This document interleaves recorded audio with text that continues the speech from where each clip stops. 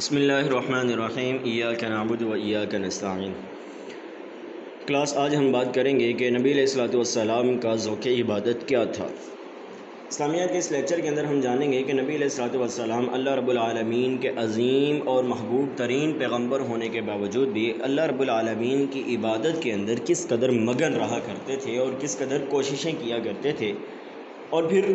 کہیں نہ کہیں ہم اس بات کا موازنہ بھی کریں گے کہ وہ بطور پیغمبر کس حد تک رب العالمین کی عبادت گزار اور شکر گزار تھے، اور ہم بطور امتی نبی علیہ الصلوۃ والسلام کے کس اطاعت کے اندر، نبی علیہ الصلوۃ والسلام کی فرما برداری کے اندر اللہ رب العالمین کی کس قدر عبادت کا ذوق رکھتے ہیں۔ اگر ہم سب سے پہلے بات کریں کہ اس سبق کے اندر ہم کیا کچھ پڑھیں گے تو ذوق عبادت کی معرفت۔ کہتے ہیں کہ نبی علیہ الصلوۃ والسلام کے ذوق عبادت کثرت نفل اور نماز میں عجز و انکساری کی کیفیت سے واقفیت حاصل کرنا، یعنی کہ یہ جاننا کہ نبی علیہ الصلوۃ والسلام کی عبادت کا ذوق کیا تھا دراصل۔ اس کے بعد آ جاتا ہے اعتدال اور میانہ روی کے بارے میں جاننا، عبادت اور بندوں کے حقوق کے درمیان نبوی توازن کو سمجھنا اور زندگی میں اعتدال کی صفت پیدا کرنا، یعنی کہ صرف عبادات کے اوپر ہی نہیں لگے رہ جانا، اللہ رب العالمین کی عبادت کا حق بھی ادا کرنا ہے، فرائض بھی ادا کرنے ہیں، لیکن اس کے ساتھ دیگر جو معاملات زندگی ہیں ان کو بھی سمجھنا ہے اور ان کو بھی حل کرنا ہے۔ تیسرے نمبر کے اوپر اگر ہم بات کریں معمولات نبوی کا فہم، آپ صلی اللہ علیہ وسلم کے قیام اللیل، تلاوت قرآن، نفلی روزہ رمضان المبارک کے آخری عشرے کی عبادت کا، جس کے اندر ہم مطالعہ کریں گے، جانیں گے کہ نبی علیہ الصلوۃ والسلام کی جو نبوت کی، نبی علیہ الصلوۃ والسلام کی جو معمولات تھے ان کا فہم، ان کو صحیح معنوں میں سمجھنا،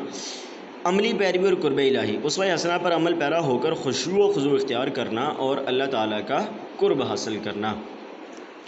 چلیں جی، اگر ہم بات کریں کثرت عبادت اور خشوع و خضوع کے بارے میں، تو رب العالمین کی عبادت اور شکر گزاری کے بارے میں نبی علیہ الصلوۃ والسلام کا سب سے پہلے ہم جانتے ہیں کہ نبی علیہ الصلوۃ والسلام کس قدر مگن ہوا کرتے تھے۔ غار حرا کا قیام، اعلان نبوت سے قبل بھی نبی علیہ الصلوۃ والسلام غار حرا میں یکسوئی کے ساتھ عبادت میں مشغول رہتے تھے، اور نبی علیہ الصلوۃ والسلام اس قدر طویل قیام فرماتے تھے کہ نبی علیہ الصلوۃ والسلام کے پاؤں میں ورم آ جاتا، ورم یعنی کہ سوزش آ جاتی، سوج جاتے نبی علیہ الصلوۃ والسلام کا پاؤں مبارک کھڑے کھڑے قیام کی حالت میں جناب رسول اللہ رب العالمین کے سامنے اس قدر لمبا قیام کیا کرتے تھے کہ نبی علیہ الصلوۃ والسلام کے پاؤں مبارک کے اندر سوجن یعنی کہ ورم آ جایا کرتا تھا، اور سیدہ حفصہ رضی اللہ تعالیٰ عنہ اور سیدہ عائشہ رضی اللہ تعالیٰ عنہ اسی طرح سے رب العالمین کے سامنے یہ دعا کیا کرتی تھیں، اور ایک روایت سیدہ فاطمہ رضی اللہ تعالیٰ عنہ کے بارے میں بھی اسی طرح سے ہمیں مل جاتی ہے کہ وہ کہا کرتی تھی، اے اللہ تو نے اپنی راتوں کو کتنا چھوٹا بنا رکھا ہے کہ ہم اس میں قیام پورا نہیں کر پاتے۔ تو نبی علیہ الصلوۃ والسلام کے ساتھ ساتھ نبی علیہ الصلوۃ والسلام کی ازواج بھی نبی علیہ الصلوۃ والسلام کے طریقۂ مبارک کے اوپر اس قدر اللہ رب العالمین کے سامنے قیام اور رب العالمین کی عبادت میں مشغول رہتے تھے۔ نبی علیہ الصلوۃ والسلام کی نماز کی خشوع کا عالم کی اگر ہم بات کریں تو اس کے اندر سب سے پہلے یہ ہے کہ نبی علیہ الصلوۃ والسلام نے فرمایا کہ نماز کو اپنے دل کا سرور اور آنکھوں کی ٹھنڈک قرار دیا ہے۔ نبی علیہ الصلوۃ والسلام، ظاہر سی بات ہے جی،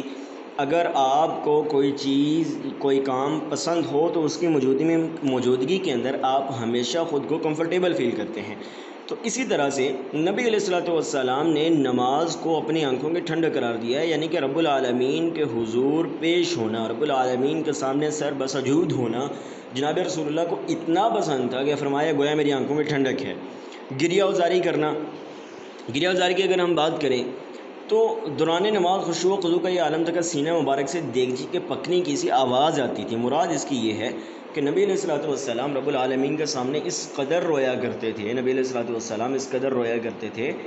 کہ ہچکی بن جاتی تھی۔ جیسے ہم چھوٹے بچوں کو عموماً دیکھتے ہیں، وہ کسی چیز کو حاصل کرنا چاہ رہے ہیں اور ہم انہیں اس چیز تک نہ پہنچنے دیں، تو وہ رونے کے بعد ان کی ایک ہچکی بن جاتی ہے، سینے سے آواز آنا شروع ہو جاتی ہے، لمبے لمبے سانس لینا شروع کر دیتے ہیں۔ تو کچھ اس طرح کی صورتحال جناب رسول اللہ کی اللہ رب العالمین کے سامنے حالت نماز میں ہوا کرتی تھی۔ ذکر الہی سے شغف کی اگر ہم بات کریں تو نبی علیہ الصلوۃ والسلام کا ہر لمحہ یاد الہی سے معطر رہتا تھا، اور آپ فرض اور نفلی عبادات کا خاص اہتمام فرماتے تھے، یعنی کہ نبی علیہ الصلوۃ والسلام اللہ رب العالمین کے سامنے ذکر و اذکار کی پابندی کرتے رہتے تھے۔ آگے اگر ہم بات کریں قیام لیل اور معمولات رمضان کے بارے میں، تو حضرت عائشہ رضی اللہ تعالیٰ عنہ سے روایت ہے کہ آپ صلی اللہ علیہ وسلم رات کے ابتدائی حصے میں آرام فرماتے، پھر اٹھ کر قیام، سحری اور وطر ادا فرماتے۔ تو یہ رمضان المبارک کے اندر نبی علیہ الصلوۃ والسلام کا ایک عمل تھا۔ نبی علیہ الصلوۃ والسلام رات کو پہلے ابتدائی حصے میں آرام فرماتے اور پھر رات کے آخری وقت میں اٹھتے، قیام کرتے، رب العالمین کے سامنے آہوازاری کرتے، گریہ گزاری کرتے، اور پھر اس کے بعد نبی علیہ الصلوۃ والسلام روزہ رکھ لیتے۔ رمضان المبارک کے آخری عشرے کی اگر ہم بات کریں تو نبی علیہ الصلوۃ والسلام کے اوپر جب رمضان کا آخری عشرہ آتا تو نبی علیہ الصلوۃ والسلام عبادت کے لیے مکمل طور پر کمر بستہ ہو جاتے، یعنی کہ دیگر تمام معاملات ان کو ترک کر دیتے، معاملات دنیا کو، اور حد الوسع زیادہ سے زیادہ کوشش کرتے کہ رب العالمین کے سامنے سر بسجود رہیں، قیام کی حالت میں رہیں، رب العالمین کے سامنے زیادہ سے زیادہ رب العالمین کے سامنے اپنی گریہ وزاری کرتے رہیں، اہل خانہ کو بیدار کرنا۔ اور یہ بات نبی علیہ الصلوۃ والسلام نے صرف اپنی حد تک نہیں رکھی، بلکہ نبی علیہ الصلوۃ والسلام اپنے اہل خانہ کو، ازواج کو، بیویوں کو، بیٹیوں کو، سب کو اپنے اس عمل کے اندر شامل کرتے تھے۔ نبی علیہ السلام خود بھی تمام رات شب بیداری فرماتے اور اپنے گھر والوں کو بھی عبادت کے لیے جگاتے تھے۔ اس کے اندر اگر یہ بات یہ ہے کہ سیدہ عائشہ رضی اللہ تعالیٰ عنہ فرماتی ہیں کہ جناب رسول اللہ صلی اللہ علیہ وسلم نے اس حوالے سے فرمایا ہے کہ اللہ تعالیٰ مسکراتے ہیں ایسے شخص کو دیکھ کر جو رات کے قیام کے لیے اٹھتا ہے اور پھر اپنی بیوی کے چہرے کے اوپر پانی کے چھینٹے مارتا ہے تاکہ وہ بھی اٹھ کر اس کے ساتھ رب العالمین کے سامنے گریہ زاری کرے، اس کی اطاعت کرے۔ تو رب العالمین کو رات کا قیام بہت پسند تھا، اور نبی علیہ الصلوۃ والسلام رات کا قیام اس قدر کیا کرتے تھے کہ رب العالمین کو جناب رسول اللہ صلی اللہ علیہ وسلم کو روکنا پڑا، یا ایھا المزمل قم اللیل الا قلیلا۔ تو آپ رات کا قیام کریں مگر تھوڑا سا کریں، اتنا بھی نہ کریں کہ آپ کے پاؤں میں ورم آ جائے۔ جناب رسول اللہ نے اتنی عبادت کی کہ رب العالمین کو بذات خود ان کو قرآن کریم کی صورت میں ان کو اس چیز سے روکنا پڑا۔ اعتدال اور اسلامی مفہوم کی اگر ہم بات کریں، حقوق العباد اور حقوق اللہ، کہتے ہیں کہ اسلام میں میانہ روی سے مراد اللہ کی عبادت کے ساتھ بندوں کے حقوق، صحت اور ضروریات کو پورا کرنا ہے۔ ہر لمحہ عبادت، انسان اگر اپنی زندگی اللہ اور اس کے رسول کے حکام کے مطابق گزارے تو اس کا ہر لمحہ عبادت بن جاتا ہے۔ عیسائیوں کے اندر ایک چیز ہے رہبانیت۔ رہبانیت کا مطلب یہ ہوتا ہے کہ وہ اپنی دنیا کے تمام معاملات، تجارت بھی ترک کر دیتے ہیں، بیویاں بھی ترک کر دیتے ہیں، اگر عورتیں ہیں تو وہ مردوں کو ترک کر دیتی ہیں، چھوڑ دیتی ہیں، شادیاں نہیں کرتی ہیں، اور وہ گرجا گھروں کے اندر جا کر رہنا شروع کر دیتے ہیں، اور وہ کہہ دیتے ہیں کہ ہم نے اپنی زندگی اس گرجا گھر کے لیے وقف کر دی، دین کے لیے وقف کر دی، جبکہ اسلام کا ایسا مزاج نہیں ہے۔ اسلام کہتا ہے کہ اللہ کی عبادت زیادہ سے زیادہ کریں، اللہ کا ذکر، اللہ کی ورد، اطاعت و فرمانبرداری زیادہ سے زیادہ کریں، لیکن اس کے ساتھ ساتھ آپ نے اپنی دیگر ضروریات کو نہیں چھوڑنا۔ جناب رسول اللہ نے اگر اس قدر قیام کیا ہے، اور جناب رسول اللہ نے اگر اس قدر اللہ رب العالمین کی اطاعت کی، تو اس کے ساتھ جناب رسول اللہ نے معمولات زندگی کو بھی اس کے ساتھ لے کر چلے ہیں۔ جناب رسول اللہ نے جنگیں بھی کی ہیں، جناب رسول اللہ نے تجارت بھی کی ہے، جناب رسول اللہ نے شادیاں بھی کی ہیں، اور جناب رسول اللہ صلی اللہ علیہ وسلم نے مہمان نوازی بھی کی ہے۔ جناب رسول اللہ صلی اللہ علیہ وسلم نے صحابہ کے ساتھ ملاقاتیں بھی کی ہیں، مزاح بھی کیا، سب کچھ معاملات کو جناب رسول اللہ اپنی انہی عبادات کے ساتھ لے کر چلیں، اور یہی اسلام کا مزاج ہے۔ حضرت عبداللہ بن عمر رضی اللہ تعالیٰ عنہ کو نبی علیہ الصلوۃ والسلام نے کیا نصیحت فرمائی تھی کہ مسلسل روزے اور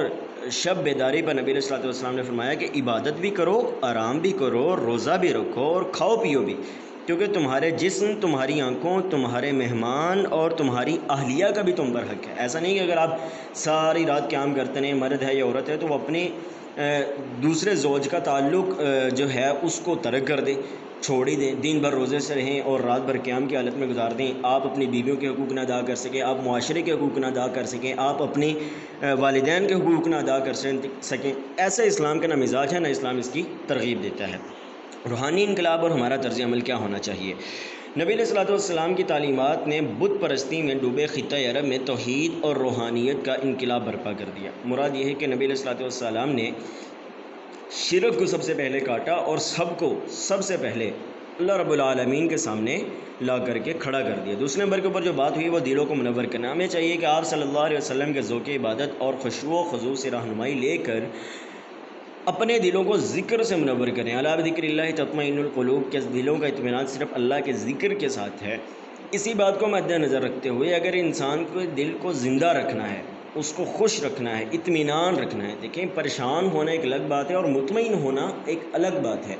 کسی مسئلے میں کسی انسان پریشانی کا شکار ہو سکتا ہے، لیکن اگر اس پریشانی میں دل کا اطمینان شامل ہو تو اس پریشانی کے اندر آپ کو ڈپریشن، انگزائٹی نہیں ہوتی۔ اور یہی وہ چیز ہے جو جناب رسول اللہ نے خطہ عرب کے اندر پھیلا دی تھی۔ مسلمانوں کا شیوہ ہے یہ کہ وہ اپنے دلوں کو رب العالمین کے ساتھ جوڑ کر رکھتے ہیں اور کسی بھی صورت اپنے دل پر مایوسی طاری نہیں ہونے دیتے۔ راتوں کی آباد کاری، اپنی راتوں میں قیام، تلاوت اور عز و انکساری کے ساتھ دعا گو ہو کر اللہ رب العالمین کی قربت حاصل کریں۔ نبی علیہ الصلوۃ والسلام کی ایک حدیث بھی اور اس طرح سے قرآن کی آیت بھی ہے کہ جو عبادات کے اندر سب سے بہترین عبادت ہے وہ رات کی عبادت ہے۔ مفہوم اس کا یہ ہے، تو اپنی راتوں کو رب العالمین کی عبادت کے اندر گزاریں، بجائے اس کے کہ ہم گلی کوچوں کے اندر آوارہ گردی کرتے پھریں، اپنی راتوں کو موبائلوں کے اوپر ٹائم ضائع کرنے کے اندر گزاریں۔ ہمیں زیادہ سے زیادہ چاہیے کہ ہم رب العالمین کی اطاعت کریں، فرما برداری کریں، قیام کریں، تلاوت کریں، رب العالمین کے سامنے دعائیں کریں، گڑ گڑائیں، اور یہی ایک مسلمان کا شیوہ ہے۔ امید ہے کہ آپ کو آج کا لیکچر سمجھ آ چکا ہوگا۔ اللہ تعالی ہمیں اپنی حفظ ایمان میں رکھے اور نبی علیہ الصلوۃ والسلام کی اطاعت و فرما برداری کی توفیق عطا فرمائے، آمین۔ السلام علیکم ورحمۃ اللہ وبرکاتہ۔